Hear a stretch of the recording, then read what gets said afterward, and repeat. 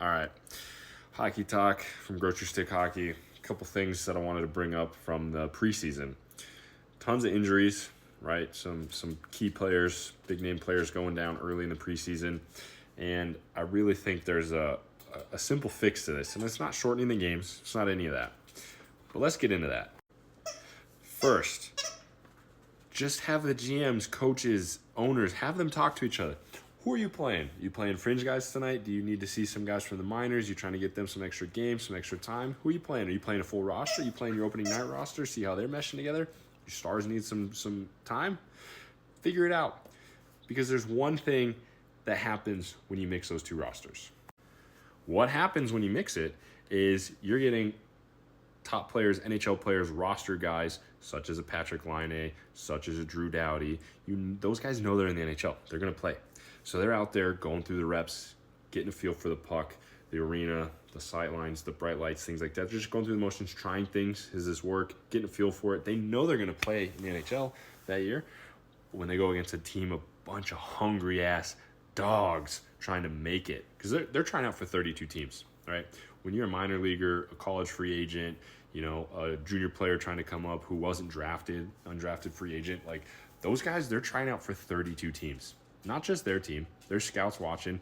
They're figuring out, hey, is this a guy for our pipeline? Can we develop him? Is he someone we like? That sort of stuff. They're trying out for 32 teams. Do you really think that those guys trying out for 32 teams, they're going balls to the walls? They're trying their asses off, as they should. They're not out there trying to make dirty plays. They're not out there trying to stick their knee out, as Cedric Pare did. It was an accident. Because they're trying, they're pushing themselves to the limit, they're going right up to the line to try and impress. Because guess what? If he backs away and he gives up a lane, Patrick Laine gets through both of them, goes in and tucks one bar down, he looks like shit way more than Laine looks good. Because it's preseason. We're like, great Laine, you had a great start. That was a sick goal, but it's preseason. So I know it's a little long-winded, but you can't have full majority lineup of NHL players, your roster players, playing against a majority of a lineup where it's fringe guys. Just doesn't work. It's simple.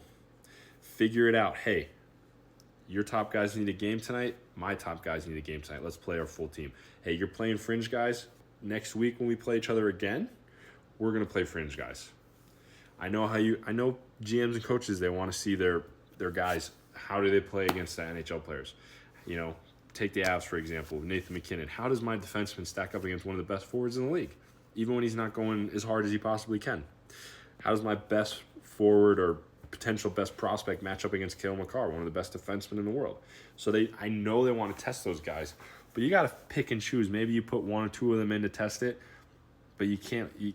If they're going to play a full team of fringe guys, don't play your stars. Just don't. Because we have an 82-game season in the NHL. They have 82 games to get their feet under them. They come into camp dialed up. They come into camp ready to go. It drives me nuts. It's simple. The last thought I'm going to get into is, I heard on the 32 Thoughts podcast, Elliot Friedman mentioned that, veteran players do think it's on the rookies or the fringe guys to not make those plays, not hurt them. And as much as I do kind of agree with that, you got to be on the lookout. You got to know who you're going up against. Hey, Line is coming down the line. Sidney Crosby's coming down the line. I got to play him tough, but I'm not going to go and try and line him up and run him. Like, I'm not going to make a big hit on this guy. They got to know that.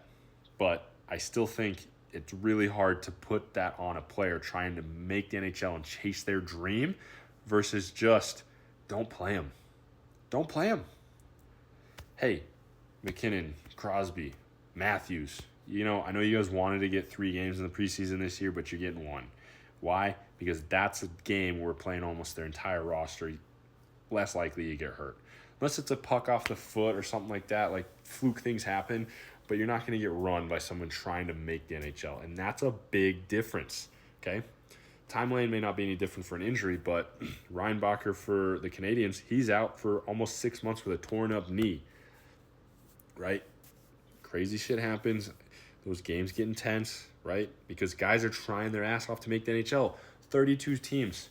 There's a limited amount of spots. 23 roster spots for 32 teams. They're trying to get one of them any way possible. And there's guys that will run through a wall, fight, block shots, run people from behind. They don't care if that's what it takes to make an NHL roster and get a paycheck from the NHL. They're going to do it.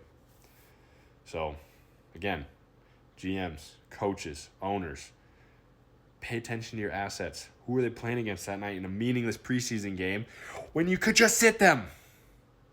It's not gonna hurt them. I promise you, it's not. They may want a game or two. I get it, but let them feel it out in October instead of trying to rehab and come back in February.